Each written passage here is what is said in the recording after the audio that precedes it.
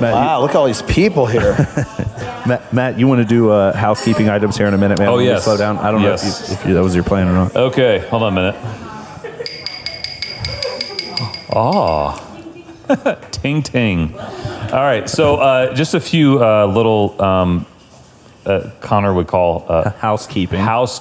Yeah, housekeeping items for our members, and if there's a few people in here that are potential members that I haven't gotten around to see everybody yet, but we have some open raises right now that I just wanted to let everyone know about.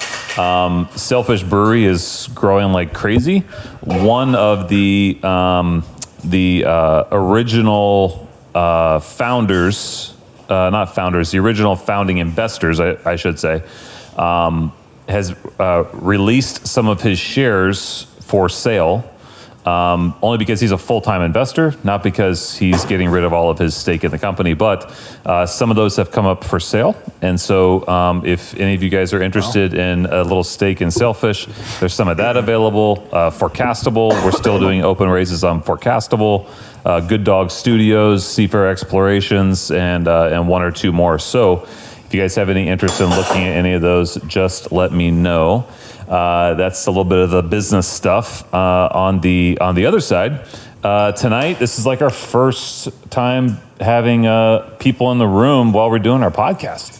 Yeah, first. Other than the people on these couches. We're calling it a live lounge audience, man. I just came up with that right now. Yeah, you like that? Audience. That's what this is. So, we're going to do a little intermission at one point, probably like 30 minutes in, so everybody can, go use the bathroom and all that fun stuff, and refill your drinks and everything. And then when we come back from intermission, we'll do a few more minutes of chatting, and then we're going to open it up for little some questions from the audience. We thought that would be fun. Everybody give Rich a round of applause for doing this live here, man. This is cool. Wow, my first podcast with an audience. This is going to be very unique for me. So. It's an experiment, Rich. It is. Oh, thanks. It is an experiment. Hey, we're all in this together. This is our first time having an audience, too.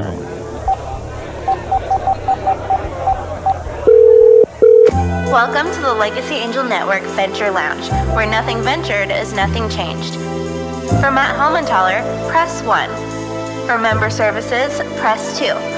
For real raw startup stories, press 3. For all other questions or concerns, please wait on the line in our Good evening, everyone. I'm Matt Helmentaler, and you're listening to Venture Lounge, after-hour conversations with founders and investors. These are the stories, insights, and conversations that you aren't going to find on the company website. Because the real lessons you learn in the startup world, the risk you take as an entrepreneur, the highs and the lows, the moments in your journey when no one else believes in you right before you break through. Those are the moments that you just have to hear for yourself. So grab a drink and listen in to the men and women who are changing the world. Welcome to the Venture Lounge. If you guys have listened to the podcast before, you kind of know the drill. Our goal every week is to talk with the Space Coast's most interesting founders and investors found over here. And we'll get into it, man. Welcome back to Venture Lounge, everybody. Nothing ventured, nothing changed. I'm Connor Sherman, co-host and creative director here at Legacy Angel Network. It's a nice polo. Yeah, thanks, man. Yeah. We all got the blue, too. It's like the matches. I don't know what... We didn't plan this. No, it's just synchronicity. I'm glad it happened. Blue's the most agreeable color. That's statistically. Anyway, I'm here with our host and Legacy founder, Matt Helmentaler. Matt, say what's up. What is up? And again, we gave Rich a round of applause. The formula is simple. Next 30 minutes, we'll be going through real conversation, real startup stories. Who we got sitting beside us here, Matt? Well, as you stated, this is Rich Hensel. I'm saying the last name correctly, right? You are. Okay, awesome. So, Rich and I met at the JA event. The Junior Achievement. Junior Achievement, but it was like the Hall of Fame. Okay. Yes, the Hall of Fame event, and I was fortunate enough to sit at Rich's table. Yeah, before I got up and did my little part of that, and then got to know you and your wife and everyone else at the table, and then Rich and I struck up a conversation, And we both found out what each other did, and then we're like, hey, we gotta connect. So he invited me out to his restaurant over at the port, one of his many restaurants actually, out at the port, Fishlips. It's Fishlips, everybody, Fishlips, and phenomenal food, phenomenal atmosphere, phenomenal people. Fishlips. Thank you. Yeah, and you can steal that if you want. I will. And we struck up a conversation, had a good conversation, and just I was inspired, if I could say. So you come across we come across founders all the time, right? Don't do it. I'm not doing anything. No. But we come across founders all the time, and they come in all shapes and sizes and forms. I would describe Rich as a scrappy startup guy. And what I mean by that, I mean that in the best way possible. The guy just gets shit done, right? So he told me his background, which I'll let him get into. I'm not going to steal it, but he told me about kind of his background and kind of how he got rolling. And the guy is just this opportunistic starter. He gets things going. He sees an opportunity. He makes a connection. He gets things done. He hustles. And I'm like, man, I really, really like this guy, and I'm really bummed that I didn't know him sooner. So we're planning on doing some fun stuff together in the future, and he was kind enough to come and join us for our podcast. So excellent. Cheers, man. Thank you. Thank you for coming. Thank you for joining us. Yeah. Thank you for that introduction too. You're very welcome. Don't let Scrappy. I don't want. I mean, everybody gets a nice introduction, so don't feel special. But I'm just kidding. I'm Scrappy, so it's okay. But your boy over here called you like the Dos Equis guy. And also your LinkedIn profile is very mysterious. There's no profile absolutely. picture. Why would I want to put my profile out there? Exactly. It's a, God, you're people would call me. But give us what's like the Wikipedia page of Rick Hensel, man. Oh, geez. Well, you know what? Brevard County. That's kind of like the diamond in the rough. I actually came here in the early 90s. The Coast Guard brought me down here. Lived up in Northern Virginia, the rat race of outside D.C., and then came down here right about 91, and then just never left. I fell in love with the area. Spent about 2.5 years out to sea in the Coast Guard, and did the whole island thing and drug interdiction and search and rescue, all that fun stuff. And this small boat station there was my next unit. And you find any cool stuff on those boats? I did. I can't tell you, but yeah, I know. No, I had a real good time. It was probably one of the best experiences of my lives. Did the college thing for a little bit, and just I needed more. I didn't want to be sitting in a room, so just got my feet wet per se, and took a chance. So after my first 5-6 years in the Coast Guard, I took a break, and I actually got my master's license, and I drove the first casino boat in Port Canaveral, and that was the Diamond Royale Casino. So I drove casino boats for about a year, and then Sun Cruise Casino came in, and I did that. And I did the most amazing thing. I started a ATM company on casino boats. So back then, unfortunately, it was bag phones. I don't know if you remember. You know the bag phones. Oh, bag phones. Yeah. You probably still have one. I do. So actually, these casino boats went offshore, 3 miles out, out of state waters, turned the games on, and they had ATMs on, and they could never get them to work. They'd have to really hug that 3-4 mile line. So I took a chance. I put an ATM in the terminal. They let me do that, and it was good money for a while, and they got so upset. They go, unbolt your machine and put it on the boat. I go, it doesn't work like that, but I'll figure it out. And I figured it out. So after 3 months of trial and error, next thing you know, I end up getting another casino. So within a year, I had 21 casinos in Florida. Ridiculous. 55 ATMs. And I walked around, got some investors and some friends, and had a backpack with a lot of money, and I just traveled the state of Florida filling up ATMs. So what was like the entrepreneurial jump from Coast Guard to like riverboat casino owner kind of, You know what? I'm just picturing you going around the state with a backpack full of cash. That's great. It was absolutely. I was a tourist, gun here, gun in the car, gun. But that's another story. But you know what? Honestly, I think it's it's not just entrepreneurship, but it's the leadership roles that you learn, and you take that chance. And when you're you're taught that way and you want to take a chance and be a leader and educate yourself, but you also surround yourself with good people to make it happen. So you feel like your experience in the Coast Guard like directly translated to your risk tolerance and your ability to like lead? No, absolutely. I mean, it's the fellow camaraderie of your shipmates. It's you have to trust the guy next to you when you're on a boarding. It's search and rescue. It's the gratification of actually saving a life will change you if you've never done it before. And I've got to do that quite a bit. So it makes you kind of think at another level. And I think that helped me push my drive to do better. I had to give Connor mouth to mouth the other day, and it's just like, Matt, every episode has to make some like off-color comment like that. Alrighty then. So let's talk about what that transition looked like a little bit. I want to hone in on that from what you were doing in the Coast Guard to like taking your first entrepreneurial steps. Do you remember those moments? Yeah.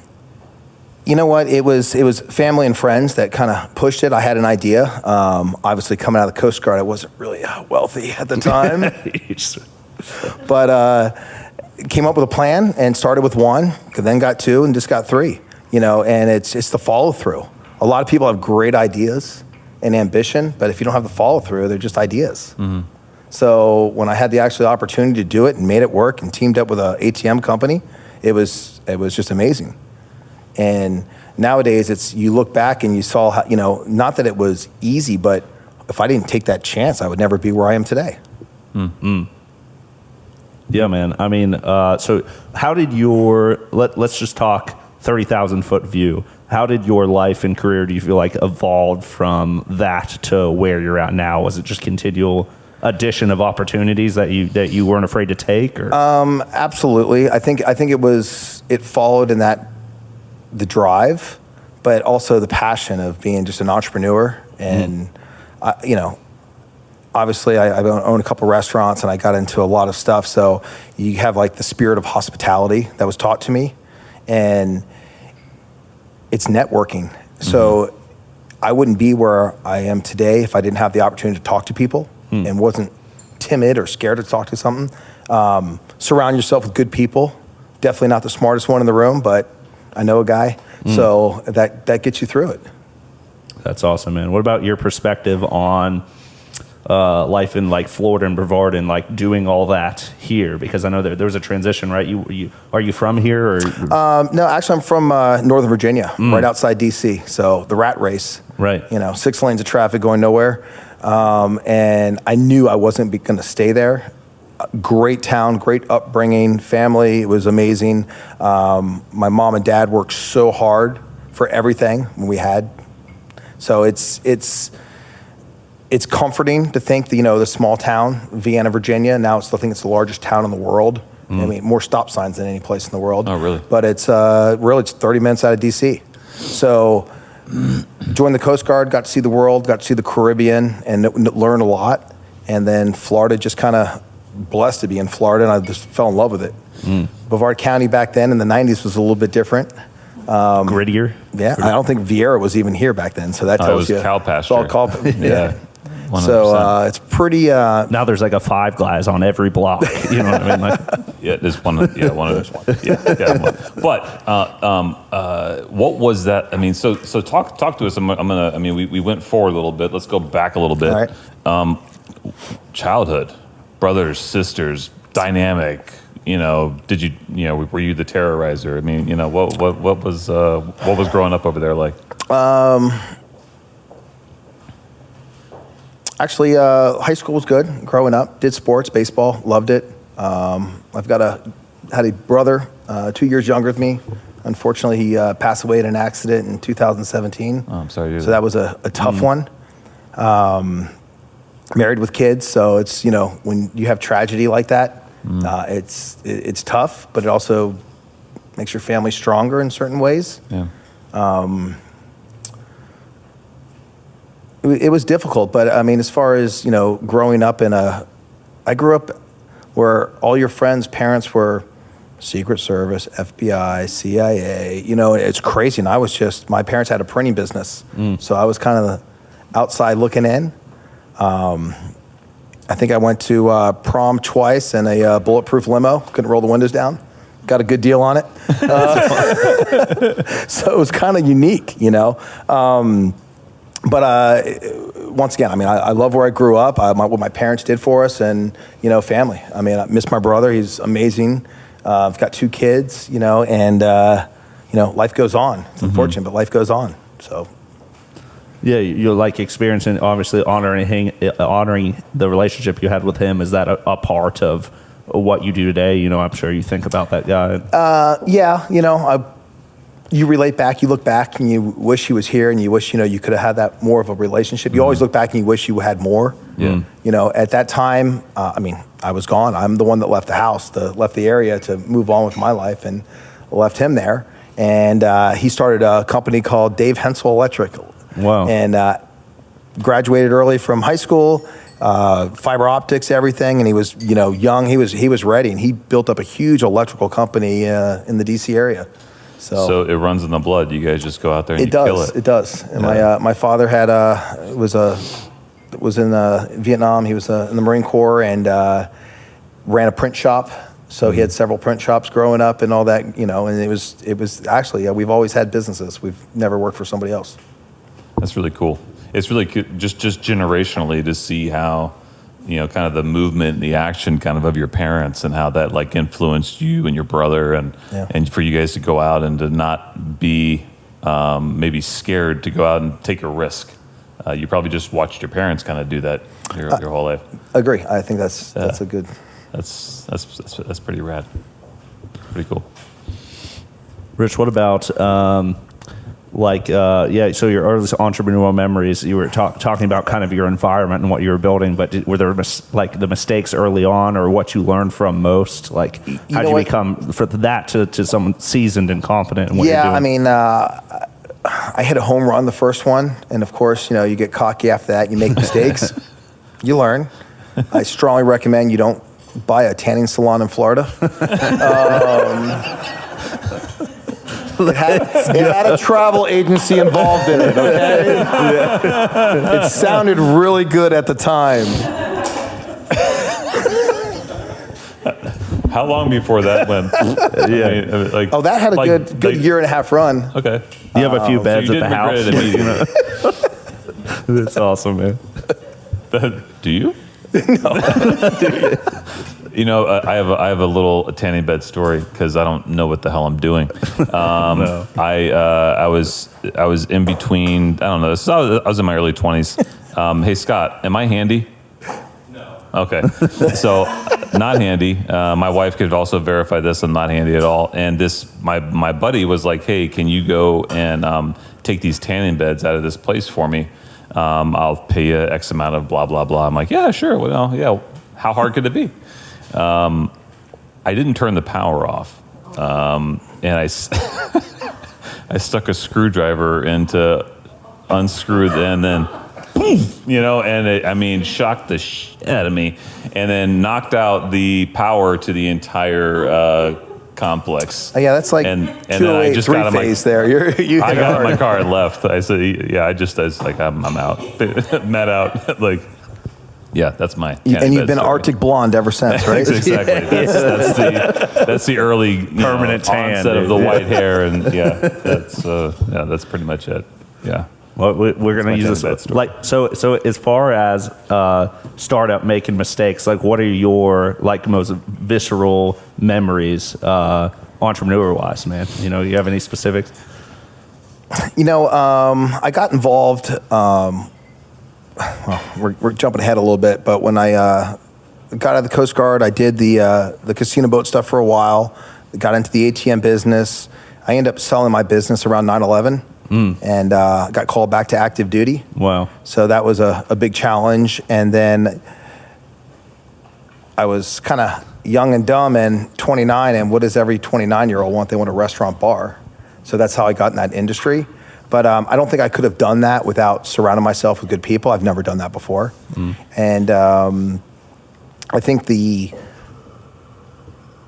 challenge is raising money and capital when you don't have the credibility. So you have to look around you.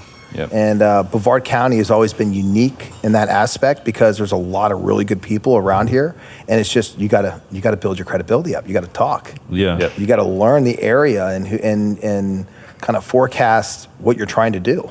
So I don't know if that answers your question, but it kind of just relates to, not this area that we live in right now, but just if you don't embrace and learn from the people around you, you're going to set back. You're You're dead in the water. You're dead in the water, exactly. Yeah. No, I mean, and it takes a long time. It's not an overnight in general.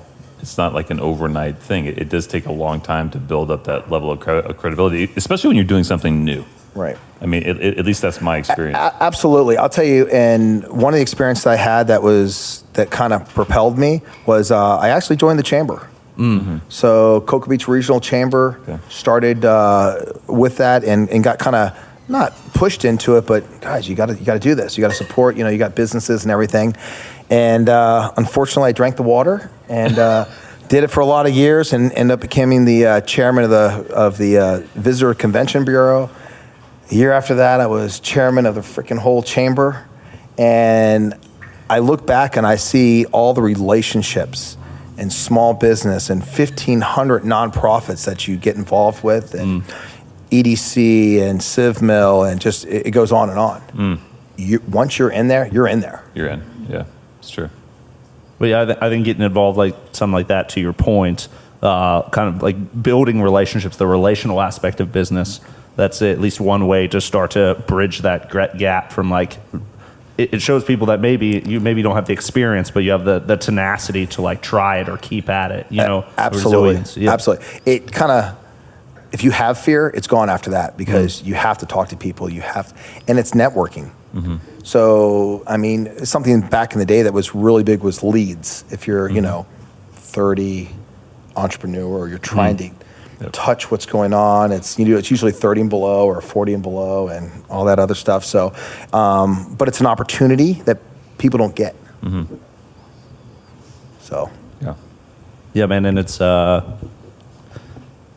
agree. Yeah, that again, like the relational aspect of it, I think that is the key. And you seem to, you seem comfortable and confident to start to make those connections. So from there, from chamber, where did it lead to there, man? So with the chamber, I think I did almost 8 years or 9 years with the chamber in different aspects, and I kind of tapped out because I was maxed out on every board. Mm-hmm. Enjoyed it, but it was time to get somebody else in there. The relationships of watching all the other businesses start up, the relations with the senior people that get involved. I mean, it propelled Fishlips. Mm-hmm. The first 10 years we were strong in the chamber, chairman's level, every event, every catering event. I mean, it put us well known in the community. We were a powerhouse at a certain point. I look back now and I think that's actually what propelled my business. And being involved in all of the nonprofits and the high schools and the school systems and everything you get thrown into and with donations and everything, that's how it's all about the community. If you build a community around you, they're there. They'll support you. Yeah. Locals drive Brevard County. They've always have. Now that we see the aspect of the port and the economic engine and the cruise ship industry now, that's a huge plus. Don't get me wrong. But back then it was the shuttle days. It was space, and Titusville was huge back in the day, and everything else around us. And now that it's private sector now, but it's even tripled since then. Yeah. So, and we can go on and on. I mean, there's so many aspects about this county that's positive. So you have more than 2 restaurants. I'm actually running Fishlips right now and Rising Tide. Yeah. So Rising Tide Tap and Table was my newest one 6-7 years ago. Scratch Kitchen, still located in Port Canaveral. 60 beers on tap. Beautiful, eclectic building. We had to make it really nice because you got to make people walk across the street, which is very difficult in Port Canaveral. Everybody wants to be on the water. Yeah. But and then I had another restaurant, Junkanoo Island Kitchen, that unfortunately failed. Didn't fail by us, but COVID hit us after our first year and just couldn't rebound. And it's so far hard to find employees. Yeah. So it didn't make sense to reopen it. Right. once again, you see, the struggles, but everyone's diversified, and this county always rebuilds and always comes back strong. So you have these two, and you gave me a tour of both, and they're actually quite amazing places. You have a lot of stuff that's going on in those restaurants like all the time. Can you talk to that a little bit? I mean, at one point you said you had like Mr. Tommy Cruise up there. You have a lot of that was a thing we did for an offsite for SpaceX. But yeah, those restaurants you never know who's in those buildings. It is absolutely amazing. Not just a cruise side, but just the whole aspect of Brevard County. 500-seat restaurant, Fishlips, and it's an animal. I mean, I have 160 employees running that place, and I couldn't do that without Brevard County. I couldn't do that without the staff, because that's what makes your business. But the leadership and the managers that we have has propelled us. I used to have astronauts. Because I was in the Coast Guard, I had a great rapport. So I was the operations petty officer for all the launches. So I got to go out to the mock, or the rock back in the day they called it, and do all the launches. Wow. So the shuttle would come, it would land, and when it would land, they would come up, and that night they'd be in Fishlips. Nice. And the host would say, would you like to be inside or outside? And they go, we don't want to be inside of nothing. They wanted to be outside on that deck. My chef would bring a tuna platter. I mean, it was Mark and Kelly. I mean, they're the great astronauts, and we actually got to be really involved with the Space Center back in the day in NASA, and it was amazing. One thing Fishlips is known for is our stairwell. We have a 2-level, and on our stairwell, we have probably over, a couple hundred stickers from all the launches and rocket launches and ULA, SpaceX, Boeing. I mean, it's crazy on how many people tag that wall, and I'll never take one sticker down. I mean, people come in, they take pictures of it. It's crazy. That's awesome. Yeah, it's just something organic, like unfolding like that, like sticker wall. That's just like part of the culture now. Absolutely. I've actually have right in my lobby, I have my Fishlips shirt signed by the astronauts, and it went to the space station. Oh, that's freaking cool. 7 days in space, freaking millions and millions of miles. It was pretty awesome, and then come back, and I got to post it. It was awesome. I mean, who can say they've done that? Now, are you one of those guys that one day wants to, as space travel gets more, commercialized, do you want to take a little trip up to the moon there, buddy? I don't know about the moon. I'd like to come up there and come right back. You see the astronauts and you've talked to them, and they're pretty, amazing people. Blue Origin is doing that celebrity thing where they can fly up there for 14 minutes and come down. A good friend of mine's in charge of that. It's an amazing concept. And I think commercial space stuff is coming. I know 3 other businesses right now that are trying to set up shop in the port and do that. So I think we're almost there where it can be affordable and everything like that. But to have the opportunity to do that was probably breathtaking. I mean, I probably do it if I can soon until I get a little older, but who knows? Yeah. So you and I have been talking about a lot about the different opportunities that are up there at the port. So it's as I've been kind of trying to look more across the whole of Brevard and expand kind of even our footprint with our little network here. You've been talking about just a ton of neat opportunities that are kind of up that way. Could you talk about like the growth of North Brevard, where you guys are at? Yeah, absolutely. I mean, I'm privileged to a lot of knowledge up there, especially statistics and the growth aspect. I can tell you, I wouldn't be opening multiple businesses right next to each other if I didn't see the growth. Yeah. So I mean, that's number one. 2, we just got announced as we're the largest cruise ship port in the world. Wow. I mean, that's crazy. We've been right there with Miami for the last 10 years. Miami's always had more boats, but we've almost had more passengers, and now we're the largest. And I think that's because of our number of cruise ships that we have in the port, the terminals, and of course the location of Orlando and even Melbourne Airport. It's a lot easier. Flying into Miami's rough than trying to get to a cruise ship on time. But the growth in the port and the commissioners are always all about communities. It's important. Yeah. I think Cap Murray's done an incredible job in the past, 4 years of just 6 years of just building Brevard County and getting us through, a pandemic and seeing the growth in cargo and everything else. But it's an economic engine. Yeah. Melbourne's an economic engine.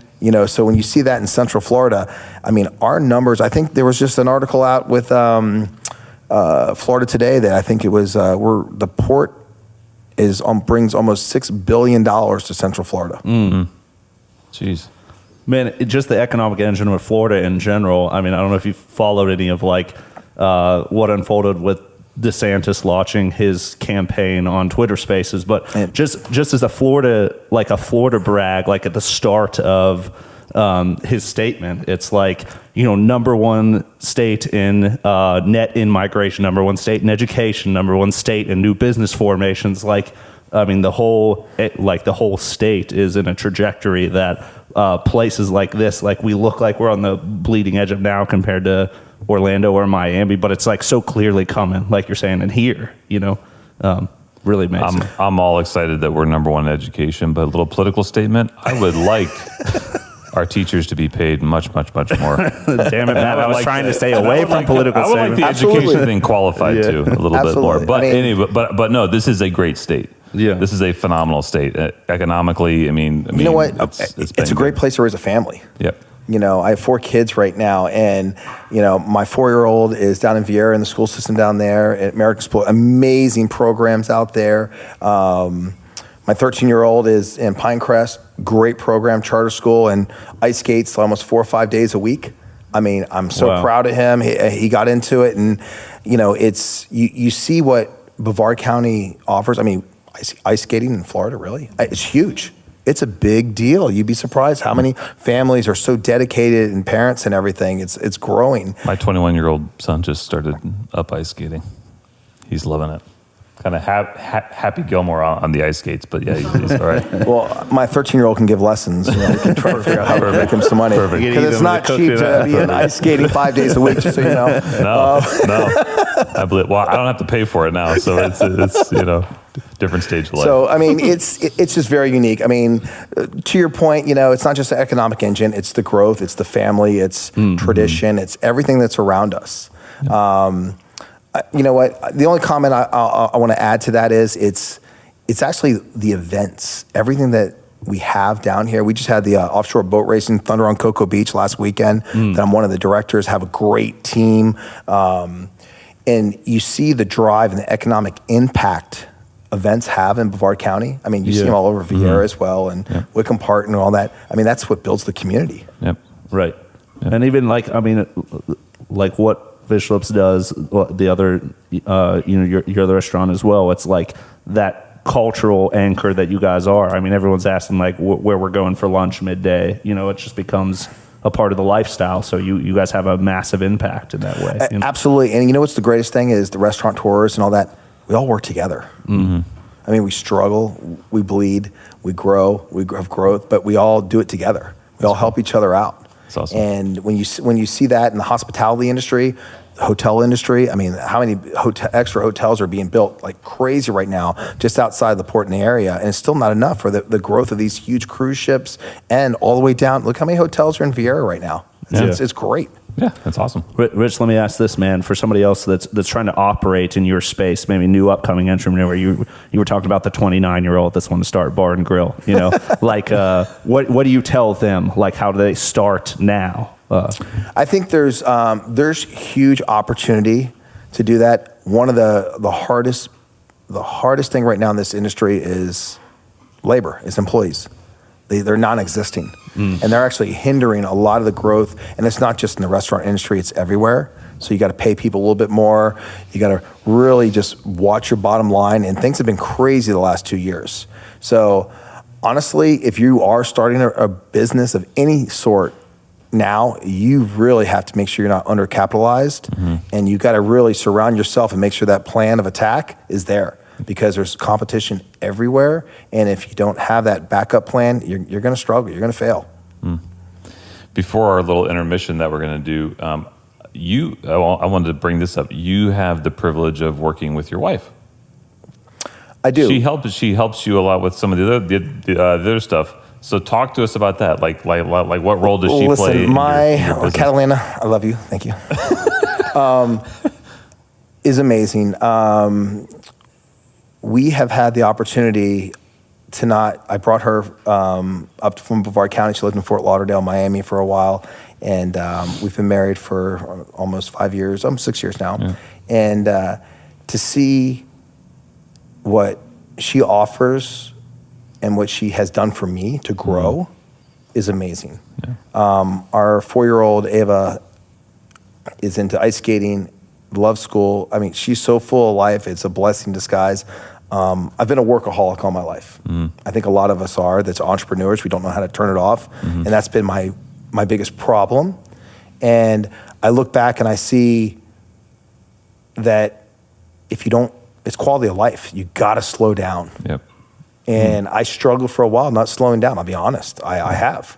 And now I don't need to throw things at the wall and see what sticks. I need quality. You surround yourself with good people. You grow, you learn.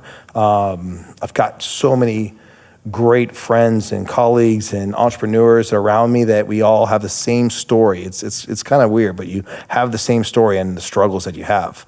But my wife works for Raymond James. She's my financial advisor, so I can't control my wallet anymore. That's probably a good thing.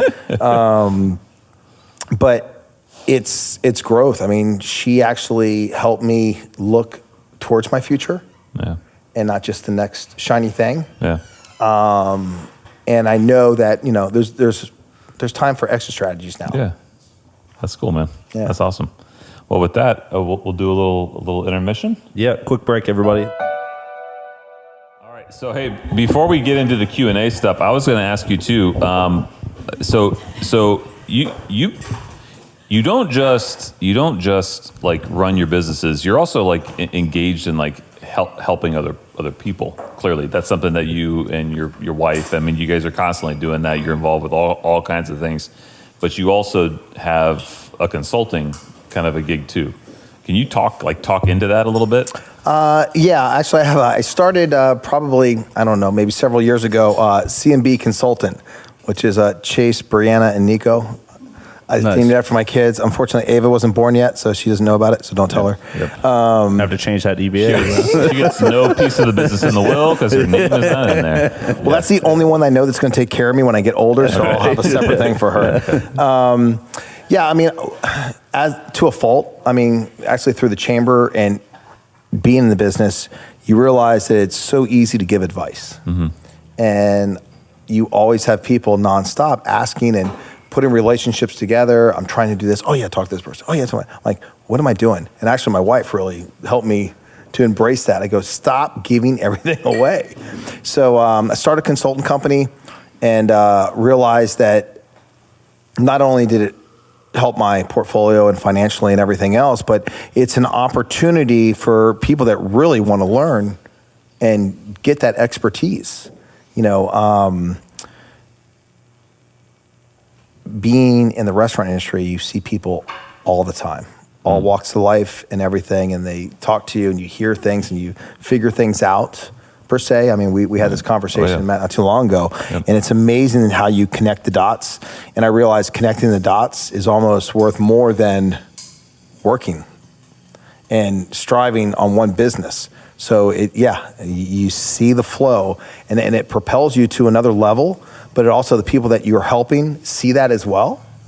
And you save them 6 months or a year, or you raise capital for them, you help push them, you get community support, commissioner help. It's you knock off so much time of them that you prevent them from failing. And it feels really good to do that. And I love that. And of course, it's putting people in front of other people. Yep. And that's exactly what you guys do right now. I mean, it's amazing the network that we all have. Yep. Yeah. Yeah, it is cool. Well, listen, y'all. This Q&A is going to be a lot cheaper than Rich's consulting fee. You know what I mean? So seriously, let's get it popping. And if anybody has a question, Aubrey's got the mic here. Just speak into the mic so we can get it on audio. So what we got, team? A lot of restaurant experience, a lot of life experience. There's a few entrepreneurs in here. We got Thomas. All right, Tom. Shout out, Tom. Be gentle. I feel like you're uniquely positioned to answer this question. So So a lot of people in business right now are having a hard time maybe finding employees. What do you feel are the factors that are contributing to this? That is a well-known and difficult question at the same time, and it's not just hospitality, it's everywhere. You really need to think outside the box. It's not just putting an ad in Indeed. It's not just, you have to reach out to friends, family, schools. One of the greatest opportunities out there is touch base with high school students that are looking for, a chance to, before they go to college. All the college kids that are coming back for the summer, but they're hard to find. So you have to network just to find employees. Unfortunately, during COVID, we were held hostage by our employees. I mean, a terrible thing to say, but it's true. And now that things are over and we're trying to focus on the next generation, it's very difficult. And a lot of them already think they're here when it's like, are you kidding me? It took me 30 years to be here and you think you're here? So you got to get them off TikTok and try to get them back to work. And everybody wants to be an influencer and all that, but that's actually the hardest part right now is getting the kids to actually work, whatever job it is. There is no good answer. I wish I had it. I could hire 40 people right now. They're not out there. So the question is that I recommend to the entrepreneurs and people in businesses is the people you have to coach. You have to train them. You have to keep the morale up. You have to manage. You have to be a leader in what you're doing so they stay with you and not just jump. Because anybody will try to steal your employees right now. That's the hardest part. Good question. And to your point earlier, Rich, you were talking about maybe you have to give them that $2 extra an hour or whatever. It's like kids have so many options now, and they learn that stuff through things like TikTok.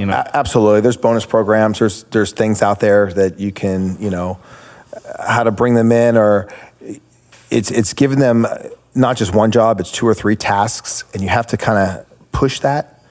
One quick story, and this will drive you crazy because it drives me crazy. We have some younger kids that will work for us, and we could never get them to do anything. We struggled. Write things down, all that, never. And it's like, it's not multitask, it's one task, what's next? So me and my partner, Mike, we were struggling. We text them what to do. They text us back, finish, what's next? I'm like, oh my God, what just happened? True story. Okay, you're done. Now do this. It worked. Oh my God, I don't know what's going on.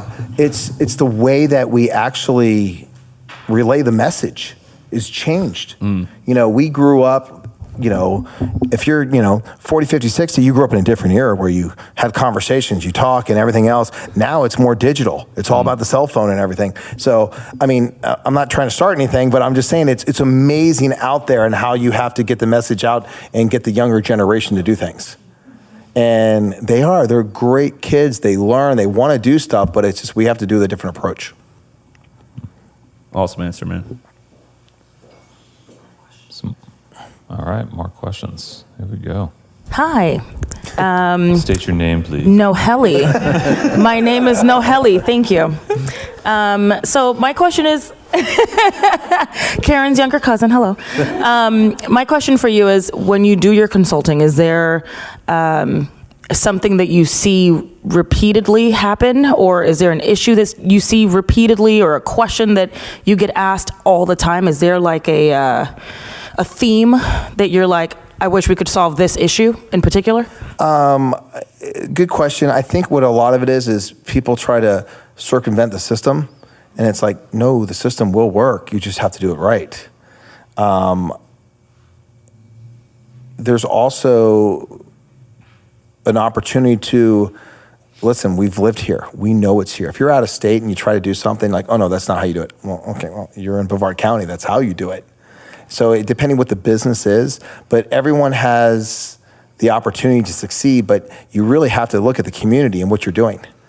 And if you can follow through and understand this is what works in this county, everyone has an idea, but you have to make it work.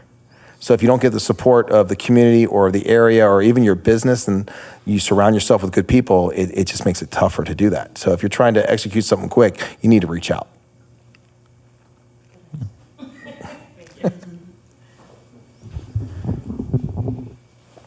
Anyone else? I love you, and so I'm going to Whoa. So I have done a lot of different things in my career, and certain things I feel like have been a complete and utter waste of my time, and some things I found very rewarding. Of all the things you've done, what do you feel like has been most rewarding? Oh, wow. You know what? I mean, other than tonight's podcast. This has been amazing, all you folks here. You know what? I think it's experience. I actually retired as a chief in the Coast Guard. I'm very proud of that. No one can take that away from me. It doesn't mean a lot to you, but it means a lot to me inside. So no one can take that away from me. The businesses that I've been involved with, whether they're successful or not, it's a transition. It's all the people that you meet. So I think it's the people that you've touched, you've worked with for years. People have been with me for 15, 12, 8 years. So when you see that and you see their involvement, or they come to you, hey, I want to better myself, absolutely. Good for you. This is a stepping stone. Better yourself. If there's anything I can do for you, let me know. Come back. You always have a place for me. And it's getting to know those people and their families and their kids. Generational. Fishlips has been for 19 years, and I have so many employees. I have probably 8 employees that their kids now work for me. So that's pretty cool, And when you take back and you look at what you built in the community, and now it's generational, it's kind of cool. I mean, it is what it is.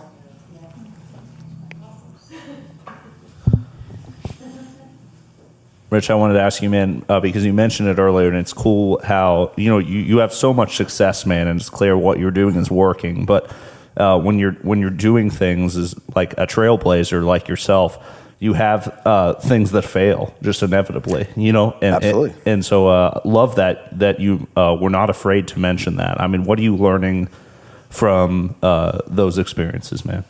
I think you obviously learn more from your failures. Not everyone succeeds. They succeed in their own way. If you're not passionate about what you do or enjoy what you're doing, don't do it. And a lot of people make that mistake, and they think they're stuck in what they're doing. And now that you get older, wiser, or you're seasoned, as they say, you look back, you try to give advice, but if you don't take your own advice, it's hard to give advice. So I think that when you look at your failures, they're all stepping stones, and we all have failures. You're supposed to, and I think that it behooves you to realize your failure so you can move on instead of just living in denial. So, but that's just my opinion. But I think life's too short to be miserable. And if you're doing it, do it right. If you're doing it half-assed and you don't have passion into it, get out of the way. Can we begin to list all of your failures? I'm just kidding. No, I'm just kidding. I'm just joking. So they're in there. They're hidden. No, it's good. Does anyone else have any questions before we move on? One more. Okay. Killer. I always have lots of questions. So you have multiple restaurants, and the restaurant industry is notorious for, not being a successful venture in any one instance, right? So it's like a 60% fail rate. You've got multiple. What is the key to that? I think the key to that is you got to diversify yourself. You got to understand that you're going to have your challenges. Amazing partners. My partner, Mike Schwartz, was with TGI Fridays for almost 25 years before I made him retire and work with me, not for me. We work together. We have a partnership. And you've got to be able to adapt. And I think this industry, and I'm an entrepreneur. I don't really think that I'm a restaurateur, but I have so many other businesses that's not restaurants. And you have to be able to place yourself and have that, I mentioned earlier the spirit of hospitality and the willingness to give. Guys, I will bus tables, I will do dishes, I will do whatever it takes in the industry. And when you follow up with leadership like that, oh wow, the owner's doing dishes. Yeah, you know what? I'll pay a dishwasher $20 an hour because I don't want to do it. But they're hard to find. So guess what? I'll do it. And when you learn by example, you get so much more out of it. And that's why I think our employees see that, and I was able to retain so many more employees. I mean, anybody can tell people what to do, but if you can't back it up and work with them, then you don't have a voice. So it's, once again, it goes back to leadership, and honestly, it goes back to, it's your business. Well, how are you going to make your business successful? I mean, whether you have 10, 20, 40, or 100 employees working for you, it's leadership and follow through. Matt, I think you need to ask him the final question, It's the final question. Thank God. Everybody gets this question. I would say, what is your, essentially kind of your, it's really a two-part question, isn't it, buddy? So the first one, kind of like what's your moral compass? Is there like something that you just this is what I live by and what I live for? That's the first question. Second question is, for people that watch this, and even people that are here with us tonight, what advice would you give if people are thinking I would like to maybe step out and venture and try something, and what advice would you give them kind of as they move forward? Or, you get it. You get what I'm saying. So moral compass, everybody thinks they have a path. You got to be able to deviate from your path to get back on the path. I'm pulling some nautical stuff on you. You are. No, you're Latin long. No. I think everyone is driven. It's just how you drive the boat. And as far as advice, I think, you got to be passionate about what you do and what you want to do. And if you realize you can't do it by yourself, you've got to surround your place with good people, whether it be your spouse, your friends, or whatever. And, I think one thing about this community is there's so many people out there that may have the passion for it, but I don't want to be the guy that gives advice and goes, oh, it's so easy, because it's not. Right. It's hard. You have to work hard. It's not given to you. It's not just, I'm going to answer this email and get a job. You have to work for it.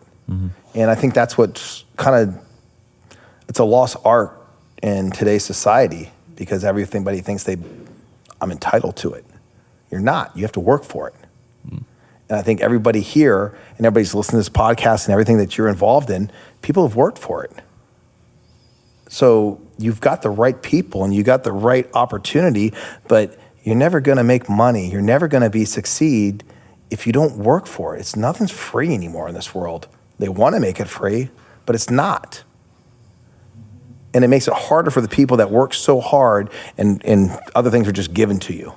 So, I mean, that's all I'm going to say. I don't want to get into anything else, but it's a slippery slope there. But just, you got to take a chance. You got to just believe in something that you want to do and then work for it.